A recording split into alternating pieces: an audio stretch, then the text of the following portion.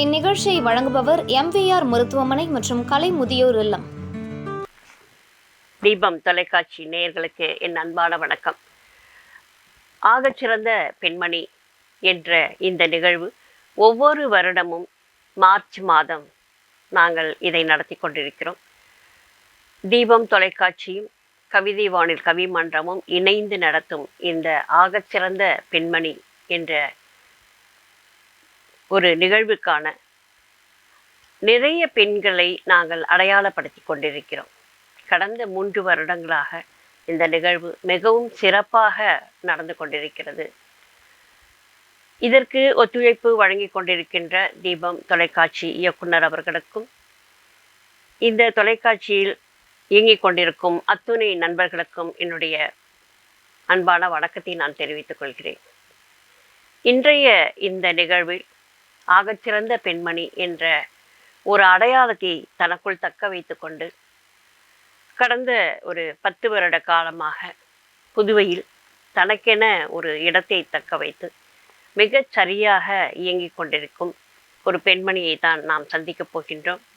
அவர்கள் இந்த நிகழ்வினை உங்களுக்கு வழங்கவும் இருக்கிறார்கள்.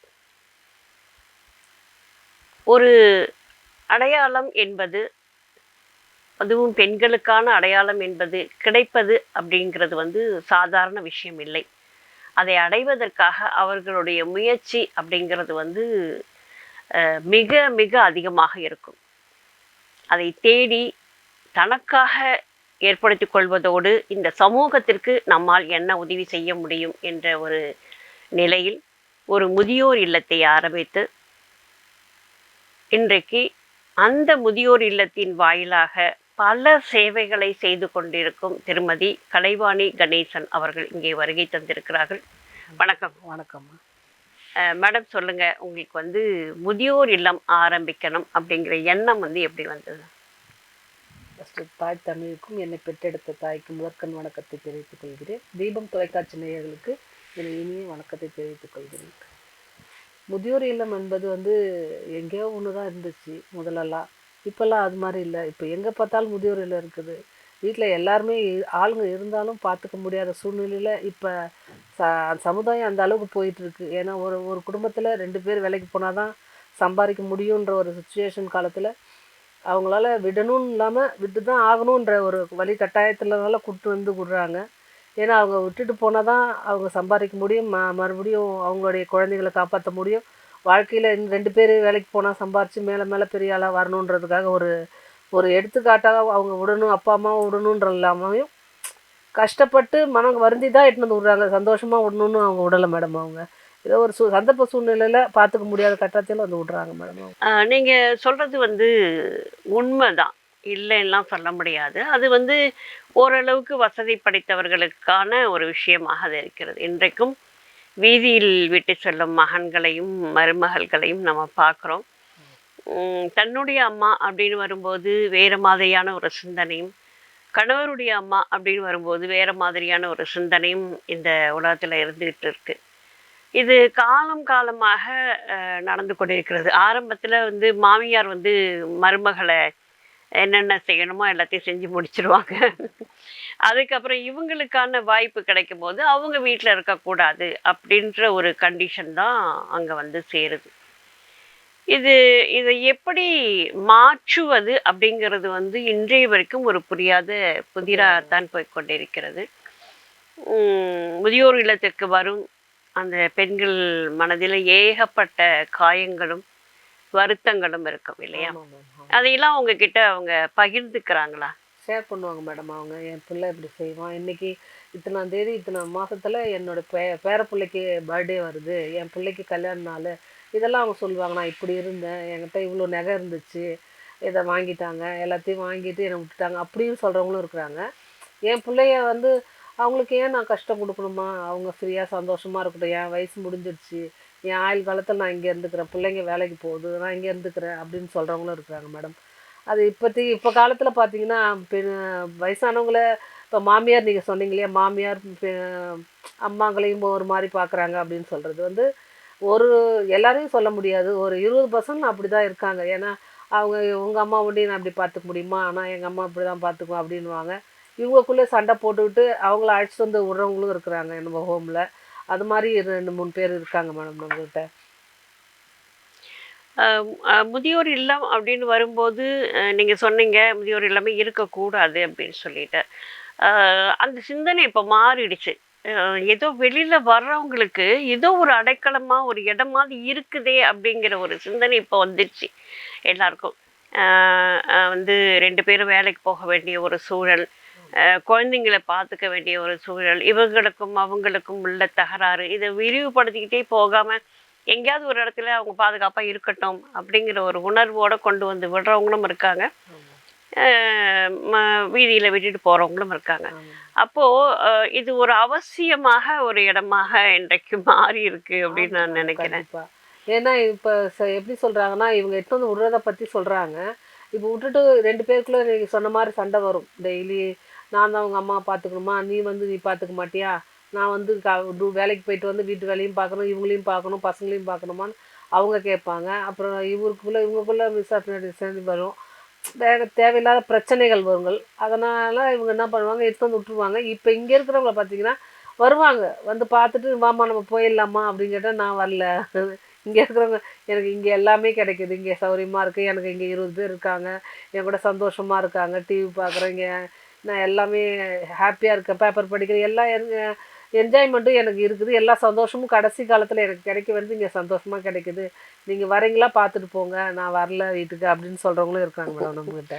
அது உண்மைதான். என்னன்னா ஒரு வீட்டுக்குள்ள ஒருத்தவங்க தனியாக இருக்கும்போது, அதுவும் வயசானவங்க அப்படின்னு சொன்னால் அவங்கள ஒரு தனி அறையில் அல்லது வந்து ஒரு ஒரு சின்ன ஒரு கட்டில் கொடுத்து அது அந்த கட்டிலை தாண்டி அவங்க வெளியில் இறங்கக்கூட கூடாது அப்படிங்கிற ஒரு சூழல் இருக்கும். யாருமே அவங்க கிட்ட வந்து பேச மாட்டாங்க. குழந்தைங்க வந்து பேச வந்தா கூட பேசாத அப்படிங்கிற ஒரு கட்டுப்பாடை விதிச்சிடுவாங்க. அப்படி இருக்க ஒரு சூழல்ல மன இறுக்கத்தோட அவங்க வந்து அந்த வீட்டில் எப்போ சாப்பாடு கொடுப்பாங்க, எப்போ வந்து ஒரு வாய் தண்ணி வேணும் அப்படின்னு கேட்கறதுக்கு கூட பயமா இருக்கும். அப்படிப்பட்ட ஒரு சூழல்ல இது வந்து அவங்களுக்கு வந்து ஒரு பெரிய சொர்க்கம் மாதிரி தெரியும். ஏன்னா நேரத்துக்கு அழகான சாப்பாடு, மருத்துவ வசதி, அப்புறம் வந்து ஒருத்தரோட ஒருத்தர் கலந்து பேசிக்கக்கூடிய ஒரு வாய்ப்பு. அதுதான் மிகப்பெரிய ஒரு விஷயம் அங்க. இப்போ அப்படிதான் மேம் பேசுறாங்க. இப்போ ஹோம்ல இருக்கவங்களாம் பக்கத்துல எப்படியோ அவங்க சகோதரிங்க கிட்ட பேசுற மாதிரி, இங்க வாடி இதை எடுறி அப்படிலாம் பேசிடுவாங்க. அப்புறம் எனக்கு என் பையன் சொல்லுவான், இன்னைக்கு இந்த தேதியா இந்த ஃபங்க்ஷனா, இன்னைக்கு அது நடந்திருக்கும், வருவாங்க என் வீட்டிலேருந்து வருவாங்க அப்படியே பேசிக்குவாங்க. அவங்களுக்குள்ள நம்ம ஒரு ஃபங்க்ஷனில் போயிட்டு நம்ம 4-5 பேரை பார்த்து நம்ம சந்தோஷமாக பேசுகிறோம் இல்லையா, அது மாதிரி அவங்களுக்குள்ள கலந்து பேசிக்குவாங்க. ஒரு சீரியல் பார்க்கக்குள்ள கூட பாரு என்ன நடக்க போகுது பாரு, அவ்வளோ இன்ட்ரெஸ்ட்டாக நமக்கே ஆசையாக இருக்கும். இப்போ பார்க்குறத பார்த்தோன்னா ஈவினிங்கில் பூ கட்டுவாங்க, பேப்பர் படிக்கிறது எல்லாம் பார்த்தா ஒரு ஜாயின்ட் ஃபேமிலியில் இருக்கிற மாதிரி தான் அவங்க டைமை ஸ்பெண்ட் பண்ணி சந்தோஷமாக இருக்காங்க மேம். அது மட்டும் இல்லாமல் நம்ம ஸ்டாஃப் நர்ஸ் வச்சு கேர் பண்ணுறோம். இப்போ வீட்டில் சொன்னீங்க இல்லையா, வீட்டில் ஒரு ரூமில் வச்சு அடைக்கிற மாதிரின்னு, அது மாதிரி ஹோம் கேர் பண்ணுறாங்க. பெரிய பெரிய இடத்துல வந்து நம்ம ஏன் ஹோமில் விடுறது, நம்ம ஒரு தனி ரூமில் விட்டு அம்மா பார்த்துக்கலாம், ஒரு ஸ்டாஃப் நர்சிங் போட்டு பார்க்கலாம். அவங்க என்ன பண்ணுவாங்கன்னா ஒழுங்காக கேர் பண்ண மாட்டாங்க, ஆள் இருக்கும்போது பார்ப்பாங்க, ஆள் இல்லாதபோது அவங்க இஷ்டத்துக்கு பார்க்குறாங்க. அது மாதிரியும் அவங்களுக்கு டைமுக்கு கிடைக்க வேண்டிய டேப்லெட்டோ ஒரு தண்ணியோ ஒரு ரெஸ்ட் ரூம் போகிறதுக்கோ ஹெல்ப் பண்ணுறதுக்கு முடியாமல் கஷ்டப்படுவாங்க. அதை சொல்ல முடியாது அவங்களால. இவங்க வர டைமுக்கு ஸ்டாஃபுங்க இருப்பாங்களா, சரி அம்மா நல்லா இருக்காங்க அப்படி தான் இருக்கும். ஆனால் இங்கே நம்ம எனி டைமும் ஸ்டாஃப் நர்ஸ் போட்டு மெயின்டைன் பண்ணி அவங்களுக்கு டைமுக்கு சாப்பாடு, துணி துவைச்சி குடிக்கிறதுலேருந்து, கேர் பண்ணுறதுல, மெடிசன் கொடுக்குறதுலேருந்து, ட்ரெஸ்ஸிங் பண்ணுறதுலேருந்து நம்மளுக்கு ஸ்டாஃப் நர்ஸ் பண்ணிட்டு இருக்காங்க மேம். நல்லாவேங்க, இல்லை சந்தோஷமாக இருக்காங்க எல்லாருமே. அதனால தான் வீட்டுக்கு கூட்டாலும் நான் வரல அப்படின்னு சொல்கிறாங்க எல்லாருமே. அதுதான் அந்த மனசை விட்டு பேசுறது அப்படிங்கிறது வந்து பெரும்பாலும் அவங்களுக்கு அந்த கதவு மூடப்பட்டிருக்கும். ஆமாம், அதனால வந்து அதுதான் அவங்களுக்கு பெரிய விஷயமா இருக்கும். சாப்பாடு தண்ணிலாம் கூட அப்புறம்தான். வந்து சில பேர் வந்து நாங்கள்லாம் இறந்தப்போ ஒருத்தவங்க வீட்டில் அது மாதிரி தான் அவங்கள வந்து அப்போ அந்த காலத்துலலாம் நடை ஒன்று இருக்கும். வெளியில் திண்ணை இருக்கும், திண்ணைக்கு அடுத்து வந்து ஒரு நடைன்னு ஒன்று இருக்கும். அந்த நடையில தான் பெரும்பாலும் வயசானவங்க படுத்து கிடப்பாங்க. ஸோ அவங்க வந்து அப்போது ரொம்ப கஷ்டப்பட்டு சாப்பிடாம பட்னியாகவே கடந்து அவங்க இறந்தாங்க. அது எனக்கு சின்ன வயசில் அது நான் பார்க்கும்போது எங்கள் பாட்டிலாம் சொல்லிட்டு அழுவாங்க, இது மாதிரி அவங்க சாப்பிடாமே கிடக்குறாங்க அப்படின்னு சொல்லி. வெளியிலேருந்து இவங்க யாராவது போய் பார்க்கணுன்னு போனால் கூட விட மாட்டாங்க. அப்படிலாம் அது அப்படியே ஆழமா என் மனசுல பதிஞ்சுது. அவங்க செத்தப்ப வந்து எங்க பாட்டி அழுதது வந்து என்னால அத கிரகிச்சிக்கவே முடியல. ஏன்னா எங்க பாட்டிலாம் அழுததே கிடையாது. ஸோ தெரிஞ்சவங்களுக்கு இப்படிப்பட்ட ஒரு நிகழ்வு நடந்ததே அப்படின்னு சொல்லி. அது மாதிரி தனிமை வந்து அவங்கள வந்து ரொம்பவே ரொம்ப கஷ்டமா கொன்னுடும். இருக்கும். ஆமா. அது இங்க மாதிரி வந்து தான் உங்களுடைய இருந்திருக்காங்க மேடம். சூழல் வந்து ரொம்ப அமைதியா, ஆமா அழகா மேடம். ஆமா அத மேடம். நீங்க குடுக்குறீங்க அப்படின்றது வந்து ஒரு பெரிய விஷயம். எங்ககிட்ட ஒரு தாத்தா இருக்காரு. பேர் சொல்லல. அவங்களும் அதே மாரி தான். அவங்க வீட்ல எல்லா சொத்து எல்லாமே எல்லாத்தையும் வாங்கிட்டாங்க. விட்டுட்டு போயிட்டாங்க. வீடையும் வித்துட்டாங்க. வீடு இந்த டைம்க்கு நீங்க காலி பண்ணணும்னு சொல்லிட்டு திங்ஸ் எடுத்துட்டு போயிட்டாங்க. தாத்தாவ விட்டுட்டு போயிட்டாங்க. யாருமே வரல. ஒரு 3 வாரம் அப்படியே இருந்திருக்காரு. அவர் ரெகுலரா அவரு பென்ஷன் வாங்குறதுக்கு ஏத்திட்டு போற ஆட்டோக்கார் வந்து அவர் மேல பரிதாபப்பட்டு எங்க ஹோம்ல இப்ப எடுத்துட்டு வந்து சேர்த்துருக்காரு. அந்த ஹோம்ல நீங்க வச்சுக்கங்க. எங்க இவர நான் பார்த்துக்கிறேன் அப்படின்னு சொல்லி அவரு நான் வந்து அவருக்கு கார்டியன் யாராவது வேணும்னு நான் கேட்பேன். ம். அவருக்கு அதுக்காக அவர் வந்து நான் இருக்கேன், நான் பார்த்துக்கிறேன்னு சொல்லும்போது ரொம்ப இப்படி கூட இருக்காங்களா ஆளுங்க பாருங்க. பெத்த தாய் தகப்பனை விட்டுட்டு சொத்துக்காக எல்லாத்தையும் அபகரிக்கிறவங்களும் இருக்கிறாங்க. அதை சும்மா அவர் நல்லா வசதியாக இருக்கும் போது ஆட்டோவில் ஏற்றின்னு போகிற ஒரு ஆட்டோ மேன் வந்து நம்மக்கிட்ட சேர்த்துருக்காரு என்னும்போது ரொம்ப அதுவும் சந்தோஷமாக இருக்கும் அவங்கெல்லாம் பார்க்கும்போது. தாத்தாவும் ரொம்ப ஹாப்பியாக இருப்பார். அவர் நான் இப்போ கடைக்கு போகணும் ஒரு கோயிலுக்கு போகணுன்னா அந்த ஆட்டோவை வர சொல்லி அதுலேயே போவார் அதுலேயே வருவார். ம். சந்தோஷமாக இருக்காங்க. அது மாதிரி இருக்காங்க மேம் நம்மக்கிட்ட. பரவால்ல. அந்த பென்ஷனாவது அவருக்கு வருதா அந்த இப்போ? பென்ஷன் வாங்குறதுக்கு ஆட்டோக்காரர் கூட தான் வாங்கிட்டு போவார். ஏதோ அவர் ஏதோ கம்பெனியில் வேலை செஞ்சாராம். அதில் வர்ற காசை வச்சுட்டு அவர் ஏதோ மெடிசன் வாங்குறதுக்கு எல்லாத்துக்கும் கொஞ்சம் செலவு பண்ணிவிட்டு ஆட்டோ கொடுத்துட்டு இருப்பார். அவர் ஓட்டின ஒரே ஒரு சைக்கிள் ஒண்டி எங்கள் ஹோம் வாசலில் கீழே நிற்கும். அந்த சைக்கிளை யார்கிட்டையும் கொடுக்க மனசு வராது. ஏன்னா அந்த சைக்கிளில் தான் அவருக்கு ஃபஸ்ட்டு ஸ்டார்டிங்கே அவருடைய இதை தொடங்கினாராம். அதனால் அதை ஒண்டி அவர் எடுத்துகிட்டு எங்கள் ஹோமுக்கு வந்திருக்காரு. அது எங்கள் ஹோம் கீழே இன்னமும் இருக்குது மேடம் அந்த சைக்கிள். ரொம்ப சந்தோஷமா இருக்கு கேட்கறதுக்கு. ஏன்னா, உலகம் வந்து மிக பெருசு. அது குழந்தைங்களோட நின்னுட்டு போறது கிடையாது. நம்ம செஞ்ச நல்ல விஷயங்கள் எங்கேயோ ஒரு இடத்துல யாரையோ ஒருத்தரை கொண்டு வந்து நம்மக்கிட்ட சேர்க்கும். ஆமாம் இவங்கள பார்த்துக்கோங்க அப்படின்னு சொல்லிட்டு. அதுக்கெல்லாம் ஒரு பெரிய மனசு வேணும். அந்த ஆட்டோக்காரருக்கு எனக்கு முகம் தெரியல. ஆமாம். இருந்தாலும் நான் வந்து மனப்பூர்வமா அவருக்கு நான் நன்றி சொல்றேன். இப்படி வந்து ஒரு மனசு அவருடைய குழந்தைங்க அவருக்கு நல்ல சர்வீஸ் பண்ணுவாங்க கண்டிப்பா, நிச்சயமா. ஏன்னா இப்படிலாம் பார்த்து வளர்ற குழந்தைங்க அதே திருப்பி செய்ய ஆரம்பிக்கும். ஆமாம். அதனால அது வந்து ரொம்பவே கேட்கறதுக்கு ரொம்ப சந்தோஷமாவும் இருக்கு, மன நெகிழ்ச்சியாவும் இருக்கு. நீங்க இந்த நிகழ்ச்சி பத்தி சொல்லுங்க மேம். நீங்க கலந்துட்டு இருக்கீங்க இந்த நிகழ்ச்சியில. ஆகச்சிறந்த பெண்மணி அப்படிங்கிற அந்த நிகழ்ச்சியில கலந்துட்டு இருக்கீங்க. இன்னைக்கு நீங்க வந்து இந்த நிகழ்ச்சியை வந்து ஆர்கனைஸ் பண்றீங்க. வந்து பல பேருக்கு நீங்க வந்து விருது கொடுக்க போறீங்க அப்படின்னு சொல்லும்போது உங்களுக்கான அந்த எண்ணம் எப்படி மகிழ்ச்சியா இருக்குதா? என்ன எவ்வளவு தூரம் இதை வந்து வெளிக்கொண்டு வரணும்னு நினைக்கிறீங்க? இது வந்து எப்படி சொல்லணும்னா, ஒரு தீபாவளி, பொங்கல் வந்தா குழந்தைங்களுக்குலாம் எவ்வளோ ஒரு சந்தோஷம் வருமோ, மார்ச் வந்தாலே போதும், மகளிர் தினம் வந்துரும் அப்படின்னு ஒரு ஒரு ரொம்ப சந்தோஷமா இருக்கும். அது எப்படி சொல்றதுன்னு தெரியல. உலகம் பூரா மார்ச் தினத்துக்கு பல இடத்துல பல ப்ரோகிராம்கள் நடந்துட்டு தான் இருக்கு. ஆனா, நம்ம ஆக சிறந்த பெண்மணிகள் நீங்க படிச்சையில எவ்வளோ கஷ்டப்பட்டு, அதுக்கான ஒர்த்தான ஒரு ஆளை செலக்ட் பண்ணி, நம்ம தீபம் சேனல் வந்து எடுத்து ஒரு விழா நடத்துதுன்னு சொன்னா, இது 3வது வருஷம். அது ரொம்ப சந்தோஷமா இருக்கும் எனக்கு. இப்படி இருக்காங்க. எல்லாரையும் இல்லாம அவங்க அதுக்கு எவ்வளோ பணி செஞ்சிருக்காங்க, எவ்வளோ மக்களுக்கு உதவி பண்ணியிருக்காங்க, என்னென்ன செஞ்சிருக்காங்க. அப்படியாப்பட்ட ஒரு நல்ல ஒரு சிறந்த பெண்மணிகளை வெளியில கொண்டு வந்து காட்டுறாங்க. இந்த ஜீவம் தொலைக்காட்சி நேயர்களுக்கு மறுபடியும் ஒரு நன்றி சொல்லியிருக்கிறேன். அந்த மார்ச் மகளிர் தினத்துல எல்லா சாதனை பெண்களும் பல துறைகள்ல சாதனை படைச்சிருந்தாலும், எல்லாரும் ஒன்றா ஒரே இடத்துல கூடுறோம் பாருங்க, அது ரொம்ப சந்தோஷமா இருக்கும். அப்ப நம்ம எல்லாரும் பார்த்துக்கலாம். இவங்க இந்த இவங்க இந்த துறையில பார்த்துருக்காங்க, இவங்க இந்த துறையில அப்படின்னு சொல்லும்போதெல்லாம் ரொம்ப சந்தோஷமா இருக்கும். அதுவும் இந்த வருஷம் இன்னும் என் கையால விருது கொடுக்க போறேன்னு சொல்லும்போது எனக்கு சந்தோஷமா இருக்குது. சாதா ஒரு ஸ்டாஃப் நர்ஸ் தான் நானு. அதுல கேர் பண்ணி தொடங்கி இப்போ பல சமூக இலக்கியங்கள்ல கவியரங்கம், கருத்தரங்கம் அப்படிலாம் வந்து இப்போ ஒரு விருது கொடுக்குற அளவுக்கு நான் வந்திருக்கேன்னா, எனக்கு முக்கியமா என்னோட ஹஸ்பண்ட் தான் அதுக்கு முக்கிய காரணம். அவர் கொடுத்த ஃப்ரீடம் தான், அவர் செஞ்சது தான், அவர் சொல்லி கொடுத்தது தான் நாங்கள் செஞ்சுட்டு வரேன். இன்னமும் அப்படிதான் மேம் செஞ்சுட்டு இருக்கேன். மகிழ்ச்சிமா, கேட்கும் போதே மகிழ்ச்சியா இருக்கு. என்னன்னா இன்றைய பெண்கள் பெரும்பாலும் என்ன நினைக்கிறாங்க அப்படின்னா சுதந்திரம், பெண் சுதந்திரம். அது வந்து ஆணை எதிர்ப்பது அல்லது தன்னுடைய இஷ்டத்துக்கு நடந்துக்கிறது. இது வந்து ஒரு கட்டமைப்பாகவே இன்றைக்கு கொண்டு வந்து கொண்டிருக்கிறார்கள். அது இல்லாம நான் இன்றைக்கு இவ்வளோ தூரம் வளர்ந்துருக்கேன் அப்படின்னு காரணம்னா அது என்னுடைய கணவர் எனக்கு கொடுத்த ஒரு அன்பு, ஒரு ஃப்ரீடம் அப்படின்னு சொல்கிறதுக்கு கூட ஒரு ஒரு பெரிய விஷயம். அதை வந்து பெரும்பாலும் யாரும் வெளியில் சொல்லிக்கிறது கிடையாது. அதே நிலைமை தான் எனக்கும். இன்றைக்கு நான் இந்த இடத்துல உட்காந்துருக்கேன் அப்படின்னு சொன்னாக்க நிச்சயமாக அதுக்கு அவர் காரணம். ஏன்னா இரவு ஒரு 10 மணி 11 மணிக்கு பட்டிமன்றங்கள் முடிச்சுட்டு வீட்டுக்கு வரும்போது எந்தவித நெருடலும் இல்லாமல் கதவு திறக்கிறது அப்படிங்கிறதுலாம் சாதாரண விஷயம் இல்லை. கண்டிப்பாக அந்த மாதிரியான ஒரு உணர்வை கொடுத்து வந்து சரியாக செய்வாங்க அப்படிங்கிற ஒரு எண்ணத்தோட இருக்கிறவங்க தான் அது மாதிரிலாம் பண்ண முடியும். அப்படி ஒரு சுதந்திரம் கொடுக்குறாங்க, அப்படி ஒரு நல்ல விஷயங்கள் நம்ம கூட இணைஞ்சு பண்ணுறாங்க அப்படிங்கும்போது அவருக்கான ஒரு அங்கீகாரத்தை நாமளும் கொடுக்கணும் அப்படிங்கிறது தான் மிகப்பெரிய ஒரு சிந்தனையாக இருக்க வேண்டும். அதற்கு அடுத்ததாக நீங்கள் வந்து இந்த நிகழ்ச்சியினுடைய வடிவமைப்பு உங்களுக்கு வந்து எப்படி இருந்துச்சு அப்படிங்கிற உணர்வை சொல்லுங்களேன். அதுதான் மேடம், இப்போ அந்த நிகழ்ச்சின்னு சொல்றதுன்னா பெண்களை ஒரு அங்கீகார பெண்ணுங்களாக, சாதனை பெண்களாக, ஒரு சிங்க பெண்ணாக ஒரு நிலைநிறுத்தக்கூடிய ஒரு ஆக சிறந்த பெண்மணி இதுதான் இதை சொல்லுவேன் நான்.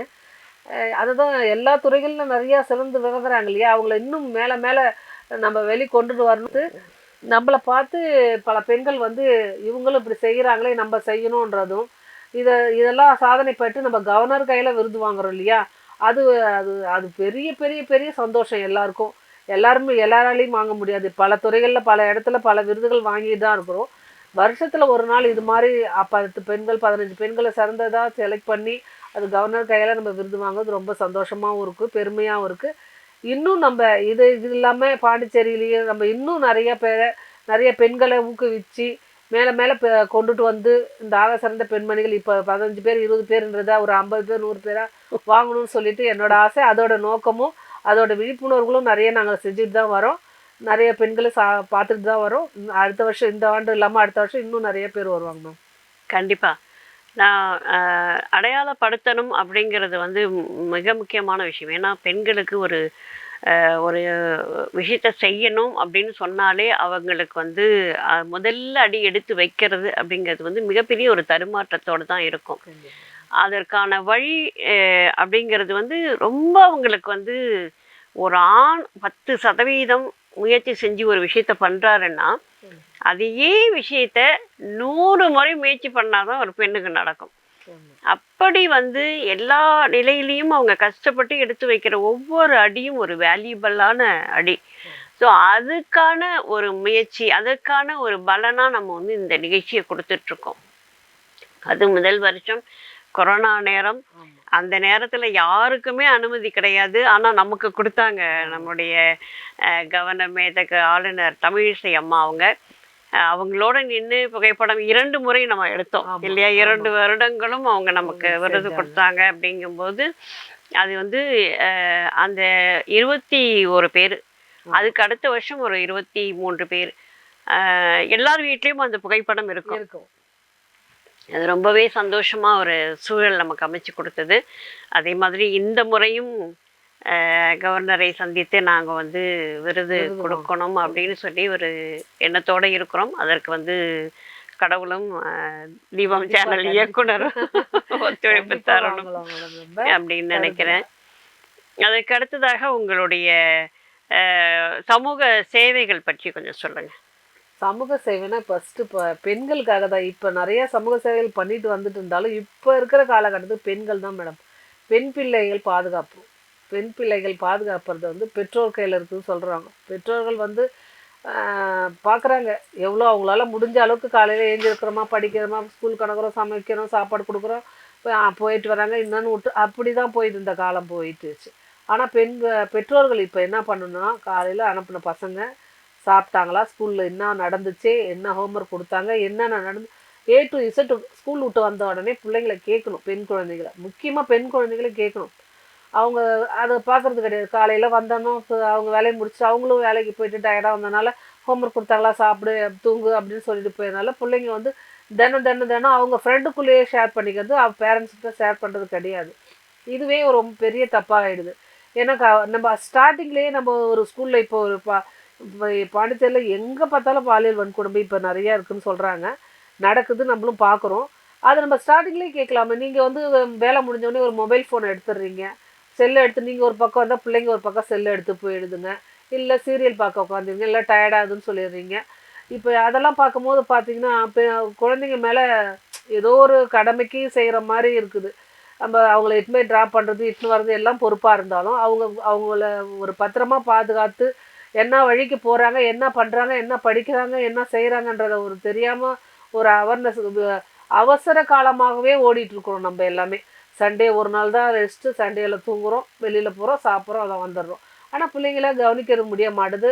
அவங்க கூட உட்காந்து டைம் ஸ்பெண்ட் பண்ணி என்ன நடந்துச்சு, என்ன பண்ணாங்க, என்ன சொன்னாங்க, உன் ஃப்ரெண்டு பேர் என்ன, ஃப்ரெண்டு நம்பர் என்ன, யாராவது உனக்கு டியர் ஃப்ரெண்டு, இதெல்லாம் நம்ம பேரண்ட் வந்து கேட்கணும் மேடம். நம்ம பெற்றோர்கள் கேட்டால் தான் பிள்ளைங்களுக்கு கொஞ்சம் நம்ம ஸ்டார்டிங்லேருந்து இது கேட்டால் ஸ்கூல் விட்டு வந்த உடனே பிள்ளைங்க ஒப்பிச்சிடுவாங்க. அது ஒரு இதுவாகவே இருக்கும். அப்படி இருந்தும் பசங்கள் தடம் மாறி போகிறது வந்து சில ஒரு பசங்களோட சேர்ந்து ஸ்கூலில் சேர்ந்தோ காலேஜில் சேர்ந்தும் தடம் மாறுறாங்க. அது நிறைய நடந்துட்டு வருது மேடம். அதை மாற்றுறதுக்கு அரசாங்கம் தான் முடிவு எடுக்கணும். அவங்க எடுப்பாங்க, நம்பிக்கையான இருக்கணும் நம்ம. இல்லை நிறைய பெற்றோர்களுக்கு இந்த சைடு தெரியாது. இது மாதிரி ஒரு கொடுமை அதுவும் பள்ளிக்கூடத்தில் நடக்கும் அப்படிங்கிற ஒரு எண்ணம் வந்து நிறைய பேருக்கு இருக்காது. அதில் தான் அவங்க கோட்டை விடுறாங்களே தவிர அது என்ன சொல்கிறது, ஒரு ஒரு ஒரு குழந்தை, அது பெண் குழந்தையாக இருக்கட்டும் ஆண் குழந்தையாக இருக்கட்டும், அது வந்து பாதுகாப்பாக இருக்கிற ஒரு 2 இடம் எதுன்னா வீடு, இன்னொன்று வந்து பள்ளிக்கூடம். வேறு எங்கே போனாலும் கொஞ்சம் யோசிக்கலாம். ஆனால் பள்ளிக்கூடத்தில் அந்த மாதிரி நடக்கும் அப்படிங்கிற விஷயம் வந்து யாருமே யோசிக்க மாட்டாங்க. அது இன்றைக்கு அதிகமாகி இருக்கிறது அப்படிங்கிறது வந்து ரொம்பவே கஷ்டமாக இருக்குது கேட்குறதுக்கு. அதுதான் மேடம். இப்போ பெண்கள் பார்த்தீங்கன்னா எல்லா துறையிலும் சாதிச்சுட்டு வராங்க. அதான் ஒரு சாதாரணமாக சொல்லணும்னா கருவறை முறை கல்லறை வரை பெண்கள் இல்லாத இடமே இல்லாமல் இருக்குது. எல்லா துறைகளும் சாதிச்சுட்டு வந்துட்டு இருந்தாலும் ஒரு பொருளாதாரத்துலேயும் எல்லாத்துலேயும் பின்தங்கிடக்கூடாது, நம்ம சுயமாக சம்பாரித்து நம்ம சுயமாக ஸ்டெடியாக நிற்கணுன்ற ஒரு கல்லூரி மாணவிங்கிட்ட அந்த திறமைகளும் தன்னம்பிக்கையும் இருக்குதுங்கனாலும் அந்த பாலியல் வன்கொடுமைக்கு ஆளாயிடுறாங்க. அது வந்து எதனால் அவங்களுடைய பார்ட்னர்ஷிப்பால் நடக்கிறது. இது அது வந்து அவேர்னஸ் பண்ணி தான் நம்ம எல்லாருக்கும் தெரியப்படுத்துகிறோம். இதேமாதிரி நாங்கள் அவேர்னஸ் பண்ணுறோம். இப்போ கிராமத்தில் கூட போன வாரத்தை கூட ஒரு இந்த பாலியல் வன்கொடுமை நடந்ததுனால பக்கத்தில் இருக்கிற கிராமத்தில் போய் நாங்கள் சொன்னோம். குட் டச் பேட் டச் பற்றிலாம் கிளாஸ் எடுத்தோம் டீச்சர்ஸுங்களை வச்சு. கிராமப்புற மக்களுக்கு அங்கே உள்ள குழந்தைங்களுக்கு பெண்கள் நிறையா துறையில் சாதிச்சுட்டு வராங்கன்னு சொன்னாலும் பெருமையாக இருந்தாலும் இது மாதிரிலாம் நடக்கும்போது இவங்களுக்குன்னு ஒரு பாதுகாப்பும் வேணும். இவங்களுக்கு எப்படி இதை என்ன பண்ண முடியும், எப்படி இதை நிறுத்த முடியுன்றதுனால இது ஒரு கேள்விக்குறியாகவே தான் இருக்குது. அது மட்டும் இல்லாமல் பார்த்தீங்கன்னா பெண்கள் வந்து பார்ட் டைம் வேலை செய்கிறாங்க. இப்போ கல்லூரி மாணவர்கள்லாம் வரும் படிக்கிறதோடு இல்லாமல் பார்ட் டைம் வேலை செஞ்சு அவங்களோட படிப்புக்கு குடும்ப செலவுக்கு அவங்களோட எதிர்காலத்துக்கு சேமித்து வச்சு அந்த ரேஞ்சுக்கு போயிட்டு வராங்க பிள்ளைங்க. பெரிய லெவலில் போயிட்டு இருக்காங்க மாணவிகள். ஆனாலும் இந்த பாலியல் வன்கொடுமை, இந்த மாடலிங் ட்ரெஸ்ஸு, அரகுர ட்ரெஸ்ஸு இதெல்லாம் பார்த்தா புதுச்சேரி பேரே கொஞ்சம் கெடுக்கிற மாதிரி தான் தோணுது. இதெல்லாம் வெளியிலேருந்து வராங்க சொல்கிறாங்க. இப்போ வெளியிலேருந்து நார்த் இந்தியன் ஃபுல்லாகவே நம்மளை மிரட்டுற அளவுக்கு இப்போ வந்திருக்காங்க. அதில் அரசாங்கம் தான் அது முடிவு பண்ணி அதுக்கு ஒரு முற்றுப்புள்ளி வைக்கணும் மேடம். அது வந்து சுற்றுலாத்துறை சம்மந்தப்பட்ட ஒரு விஷயம். பெண்கள் வந்து என்ன செய்யலான்னா கொஞ்சமாவது ஒரு ஆடைகள் வந்து கொஞ்சம் மிக சரியாக பண்ணிக்கணும் அப்படிங்கிறது தான் வந்து எல்லாருடைய சிந்தனையும். நம்மளை நம்ம வெளிப்படுத்திக்கணும், நம்மளை நம்ம வந்து அறிவுஜீவியாக காட்டிக்கொள்ளலாம். நம்மளுடைய அறிவு வைத்து நம்மளுடைய திறமையை வைத்து நம்ம வெளிப்பட வேண்டுமே தவிர ஆடைகளை குறைத்து இல்லை. அது ஒரு படத்தில் எப்படியோ பாடினார் நாகேஷ், இல்லை அறிவைத்தானே கூட்ட சொன்னேன், ஆடையை நானா குறைக்க சொன்னேன் அப்படின்னு சொல்லி. அது எத்தனை வருஷத்துக்கு முன்னாடி அப்பயே அப்படி பாடினாரு. இப்போல்லாம் பார்த்தாக்கா பாரதி இறங்கி வந்து பாடுற மாதிரி அந்த இது சீன் வரும். இப்போ பாரதி பார்த்தா என்ன செய்வாருன்னு தெரியல. பாட்டெல்லாம் பாடவே மாட்டார், ஓடியே போயிடுவார் கண்ணை மூடிட்டு. இல்லை இப்போ என்ன பெண்களுக்கு என்னன்னா இப்போ ஓடும் வரைதான் நாடு, சுற்றும் வரைதான் பூமி, சுடும் வரைதான் நெருப்புன்னு சொல்கிற மாதிரி நம்ம பெற்றோர்களும் ஆசிரியர்களும் எல்லாருமே நம்ம குழந்தைகளை தந்தையாக தாயாக ஆசிரியராக நண்பராக இருந்து தான் அவங்கள ஒரு நல்ல வழிக்கு கொண்டுட்டு வரணும் தான் நான் சொல்கிறேன் மேடம். அவங்கள அவங்க வாழ்க்கையில் ஒரு தடம் மாறக்கூடாது. ஏன்னா நம்ம இப்போ வந்து நாங்கள் ஒரு கவியரங்கு வச்சுருந்தோம், மத்திய சிறைச்சாலைக்கு போயிருந்தோம். அங்கே வந்து ஒரு 350 கைதிகள் இருந்தாங்க. உள்ளே போகும்போது கொஞ்சம் நர்வஸாக தான் இருந்துச்சு. உள்ளே போனால் எப்படி இருப்பாங்களோ தெரியலையே, என்ன செய்வாங்க, எப்படி இருப்பாங்கன்னு தெரியலன்னு. ஆனால் பார்த்தீங்கன்னா அந்த 320 கைதியிலையும் ஒரு நல்ல யாரும் உள்ளே இருக்கிறவங்களும் நல்லவங்கள, வெளியில் இருக்கிறவங்க கெட்டவங்கன்னு சொல்ல முடியாது. ஏதோ ஒரு சந்தர்ப்ப சூழ்நிலையால் அவங்க வந்திருக்கிறாங்க உள்ளே. அவங்களும் அக்யூஸ்டு தான், இல்லைன்னு சொல்லலை. இருந்தாலும் அவங்கள தாய் தந்தை பிள்ளைகள் குழந்தைகள் நல்லது கெட்டது எல்லாத்தையும் இழந்து அவங்க அங்கே ஒரு கைதிகளோட கைதிகள் மாதிரி இருந்து எல்லா கஷ்டத்திலையும் அனுபவிச்சுட்டு இருந்தாலும் அவங்கள ஒரு நல்ல தன்னம்பிக்கை வளர்த்து ஒரு நல்ல இனி அந்த செயல் செய்யக்கூடாது, இனி அந்த அந்த மைண்டு அந்த இதுக்கு போகக்கூடாது, நம்ம தப்பு ஏன் செஞ்சோன்றதை வலியுறுத்துறதுக்காக நம்ம இப்போ 18 ஏக்கரில் விவசாயம் பண்ணியிருக்காரு நம்ம பாஸ்கர் சூப்பரன் சார். விவசாயம் கைத்தொழில் எல்லாமே கற்றுக் கொடுத்து ஒரு மனிதனுடைய மாற்று திறனை வெளிக்கொண்டு வந்திருக்கிறாரு அவர். அதெல்லாம் பார்க்கும்போது ரொம்ப சந்தோஷமாக இருக்குது. இப்படி அவங்களே உணர்றாங்க நம்ம ஏன் செஞ்சோம், எதுக்கு வந்தோம் அப்படின்னு ஒரு தவறை உணர வைக்கிறதுக்காக ஒரு இதுவாக இருந்தது இல்லையா? அது ரொம்ப பார்க்குறதுக்கு ரொம்ப இதாக இருந்தது மேடம் உங்களுக்கு. இல்லை, அது வந்து சிறைச்சாலைகள் வந்து நம்முடைய மனசை மாற்றக்கூடிய ஒரு இடமாகத்தான் இருக்க வேண்டும். ஒரு காலத்தில் வந்து ஆங்கிலேயர்கள் எவ்வளவு கடினப்படுத்தினாங்க, கஷ்டப்படுத்தினாங்க, செக்கிழித்த செம்மல் அப்படின்லாம் சொல்லி நம்ம அங்கே போயிட்டு வெளியில் வந்தாலே அவங்க பயங்கர பல வியாதிகளோட தான் வெளியில் வருவாங்க, இல்லைன்னா உள்ளேயே செத்து போயிடுவாங்க. அப்படியெல்லாம் இருந்த சிறைச்சாலைகள் இன்றைக்கு வந்து மிக அழகாக வந்து என்ன சொல்கிறது, அவங்களுக்கான பல விஷயங்களை கொடுக்குது. அவங்க வெளில வந்தால் இன்னொரு தொழில் செஞ்சு நிம்மதியாக இருக்கலாம் அப்படிங்கிற அளவுக்கு கொடுக்குறாங்க. நடக்குது மேடம். இப்போ அது உள்ள வந்து ஷூ தயாரிக்கிறாங்க, மேட் தயாரிக்கிறாங்க, பேக்கரி ஆரம்பிச்சிட்டாங்க, டிராயிங்கு, சமைக்கிறதுக்கு எல்லாமே ஒரு தொழிலை வெளியில் உள்ள தப்பு செஞ்சுட்டு போயிருக்காங்க, குற்றவாளி தான் இல்லைன்னு சொல்லலை. ஆனால் வெளியில் வரும்போது ஒரு நல்ல மனிதனாக நான் தெரிஞ்ச தவறை உணர்ந்து வெளியில் வந்து திருந்தி வாழறதுக்கு ஒரு நல்ல ஒரு இது எடுத்துக்காட்டாக அந்த மத்திய சிறைச்சாலை என்பது ஒரு சீர்திருத்த பள்ளினே சொல்லலாம் நம்ம. அது மாதிரி தான் இயங்கிட்டு வருது. நீங்கள் சொன்ன மாதிரி வெளியில் இருக்கிறவங்க எல்லாருமே நல்லவங்க இல்லை, உள்ளே இருக்கிற எல்லாருமே சந்தர்ப்பம் சூழல் தப்பி செய்யாமல் கூட உள்ளே இருக்கவங்களாம் இருக்கிறாங்க. அப்படிப்பட்ட சூழல்லாம் கூட இன்றைக்கு இருந்து கொண்டிருக்கிறது. பெண்களுக்கான பல நிலைகள் இன்றைக்கு வந்து எல்லா துறைகளையும் இருக்கிறாங்க அப்படிங்கிற ஒரு சந்தோஷத்தை நம்ம அனுபவிக்கிற அதே நேரம் எல்லா துறைகள்லையும் பல நெருடல்கள் அவங்களுக்கு தொடர்ந்து கொண்டிருக்கிறது அப்படிங்கிறதையும் நம்ம சொல்லித்தான் ஆக வேண்டும். அந்த நெருடல்களிலிருந்து தன்னை காப்பாற்றி கொள்வதற்கு அவர்கள் வந்து கொஞ்சம் முயற்சி எடுக்கணும் அப்படிங்கிறது தான் ஒரு ஒரு அறிவுரையாக அல்லது வந்து ஒரு ஆலோசனையாக கூட நம்ம சொல்லிக்கிறோம். நிறைய பெண்கள் இன்றைக்கு வந்து முதல்லாம் ஒரு காலத்துலலாம் சாதனை செய்த பெண்களை வந்து தேடி தேடி கண்டுபிடிக்கணும், யாரோ ஒருத்தர் அப்படின்னு சொல்லிட்டு. இன்னைக்கு சாதனை செய்யாத பெண்களை தேடி தேடி கண்டுபிடிக்க வேண்டியிருக்கு. இத்தனை பிரச்சனைகள் இருந்த போதும் கூட அவங்க வந்து தன்னை எப்படி வெளிப்படுத்திக்கணும், தான் எதில் வந்து தன்னுடைய திறமை இருக்குது, அந்த திறமையை நம்ம எப்படி வெளிப்படுத்தணும், எப்படி வெளியில் வரணும் அப்படிங்கிறதெல்லாம் யோசித்து நிறையவே செய்கிறாங்க. அதெல்லாம் பார்க்கும்போது ரொம்ப சந்தோஷமாக இருக்குது மனசுக்குள்ளே. அடடா, சரி இவ்வளவு நம்மலாம் தயங்கின விஷயத்த அவங்க வந்து துணிச்சலாக செய்கிறாங்க. இன்றைய பெண்கள் வந்து துணிச்சலாக செய்கிறாங்க. அதை பார்க்கும்போது ரொம்பவே சந்தோஷமாக இருக்குது. இந்த மகளிர் தினம் அவர்களுக்கு வந்து மிக சிறப்பான ஒரு தினமாக மலரணும், மிக சிறப்பாக அவர்களுடைய வாழ்க்கை இனிமையாக மாறணும் அப்படிங்கிற ஒரு வாழ்த்துக்களையும் நாங்கள் வந்து கூறிக்கொள்கிறோம். நீங்கள் மகளிர் தினத்துக்கான ஒரு வாழ்த்துக்கள் அல்லது வந்து அதற்கான ஒரு சிந்தனை என்ன நினைக்கிறீங்கன்னு சொல்லுங்கள். மங்கையராக பிறப்பதற்கே நல்ல மாதவம் செய்திட வேண்டும் அம்மா என்று கவிமணி தேசிய விநாயகம் பிள்ளை கூறியிருக்காங்க. பெண்ணாக பிறக்கிறதுக்கே ரொம்ப புண்ணியம் பண்ணியிருக்கணும். முதல்ல பொம்பளை பிள்ளை பிறந்தா அந்த காலத்தில் கள்ளிப்பால் ஊற்று. இப்போல்லாம் கோயிலில் கன்சீவ் ஆன உடனே பெண்ணாக தான் பிறக்கணும் வேண்டுறாங்க. இப்போ ஏன்னா அந்த அளவுக்கு பெண் பிள்ளைங்கள்லாம் ஆண் பிள்ளைங்களோட எல்லாத்துலேயுமே உயர்ந்து நிற்கிறாங்க. அது ரொம்ப சந்தோஷமாக இருக்குது. ஏன்னா ஒவ்வொரு துறைகளையும் ஒவ்வொரு வீட்லேயும் ஒரு ஒரு ஒரு ஆணுக்கு பின்னாடி ஒரு பெண் இருக்கிறாங்கன்னு சொல்கிற மாதிரி. ஏதாவது என்னையே எக்ஸாம்பிள் என்னையே சொல்லலாம். எங்கள் குடும்பத்தில் 5 பேர், 5 பொண்ணுங்க. எங்கள் வீட்டில் எங்கள் அப்பா வெளியிலேயே எங்களை அனுப்ப மாட்டாங்க. 5 பொண்ணு, நீங்களாம் வெளில போகக்கூடாது அப்படி யாராவது சொல்லுவாங்க, இங்கே போகாத அங்கே போகாத. ஒரு சினிமா பார்க்க விட மாட்டாங்க அப்பா. அவங்க பார்த்துட்டு வந்து தான் எங்களை அனுப்புவாங்க. அப்படிலாம் ரொம்ப கஷ்டப்பட்டோம் நாங்கள். இப்போ அப்படி இருந்த நான் இப்படி இந்த அளவுக்கு நான் பேசுகிறேன்னு நானே சொல்லிக்க கூடாது. இதெல்லாம் ஒரு வளர்ச்சி தான் சொல்லணும் நான்.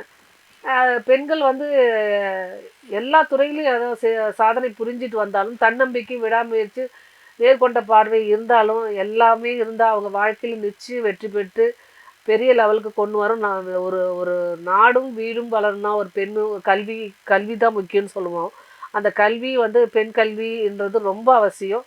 பெண்களுக்கு முக்கியமாக கையில் இருக்க வேண்டியது கல்வி. கல்வியை அவசியம் நன்றாக கற்று பெரிய இடத்துக்கு வந்து வீட்டையும் நாட்டையும் காக்கணும்னு சொல்கிறேன் மேடம். உங்களுடைய இத்தனை வளர்ச்சிக்கும் ஒரு ஆரம்ப புள்ளின்னு ஒன்று இருக்கும்.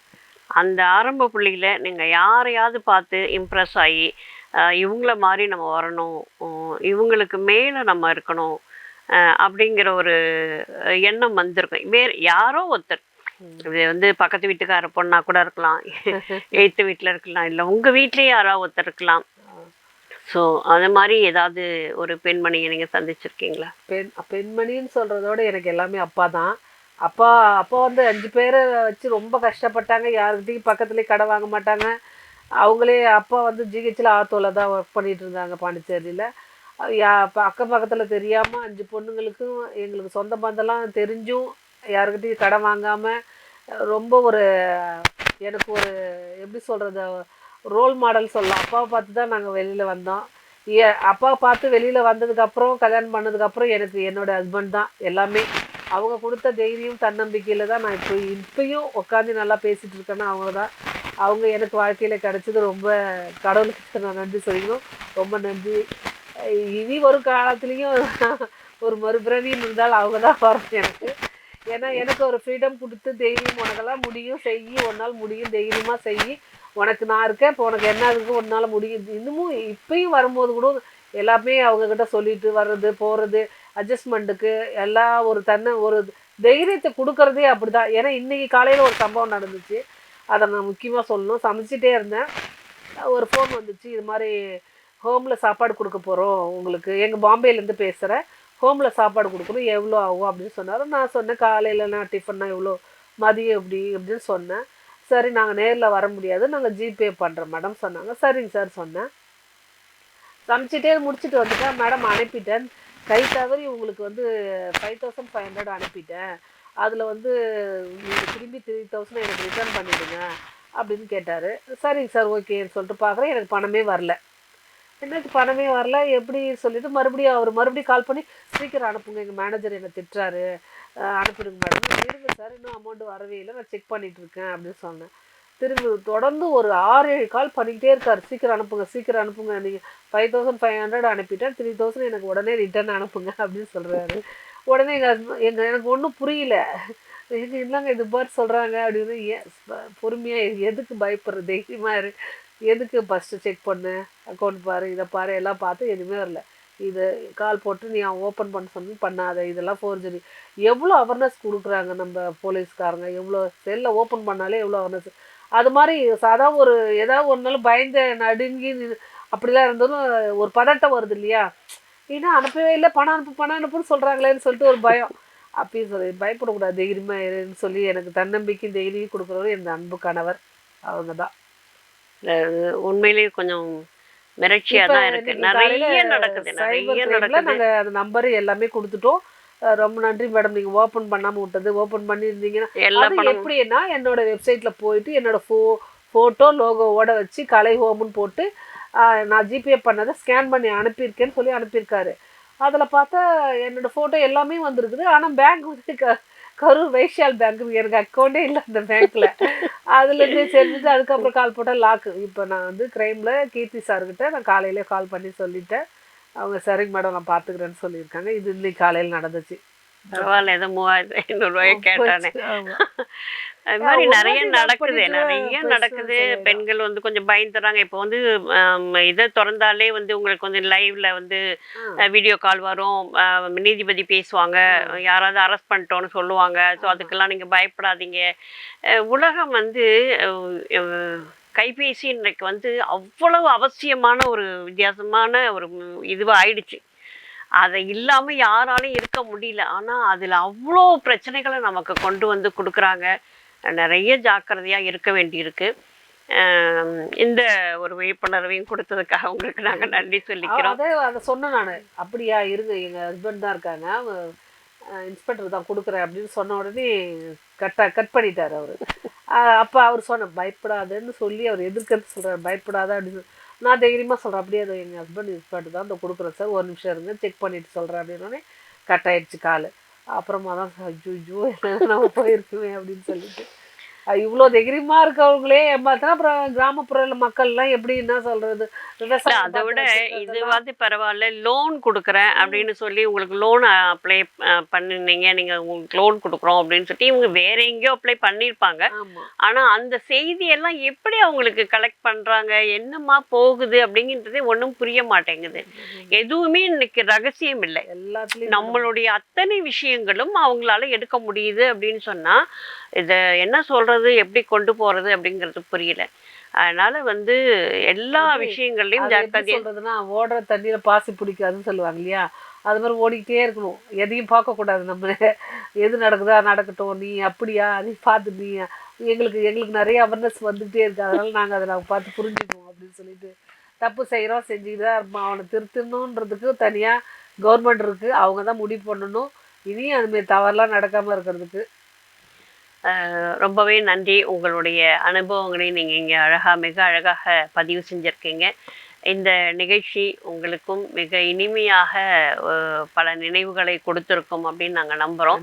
இந்த நிகழ்ச்சி நீங்கள் இன்றைக்கு வந்து பல பெண்களை தேர்ந்தெடுத்து அவங்களுக்கான ஒரு அங்கீகாரத்தை தரப்போகிறீர்கள் அப்படிங்கும்போது கூடுதலான ஒரு மகிழ்ச்சியும் உங்களுக்கு இருக்கும். இந்த ஆகச்சிறந்த சாதனை பெண்மணி என்ற ஒரு விருதுக்கான அடையாளமாக இன்றைக்கு புதுவையில் பலர் இருந்து கொண்டிருக்கிறார்கள். அவர்களையெல்லாம் தேடும் ஒரு நிகழ்வாக இது இருக்கிறது. இது ஆகச்சிறந்த பெண்மணியின் அடையாளம், சாதனை செய்த பெண்களின் அடையாளம். இது ஆகச்சிறந்த பெண்மணி என்ற விருதே அங்கீகாரம் என்ற ஒரு மகிழ்ச்சியான ஒரு செய்தியை சொல்லி மகளிர் தினத்துக்கான வாழ்த்துக்களை எல்லோருக்கும் கூறி விடைபெறுகிறோம். நன்றி, வணக்கம். இந்நிகழ்ச்சியை வழங்குபவர் MVR மருத்துவமனை மற்றும் கலை முதியோர் இல்லம்.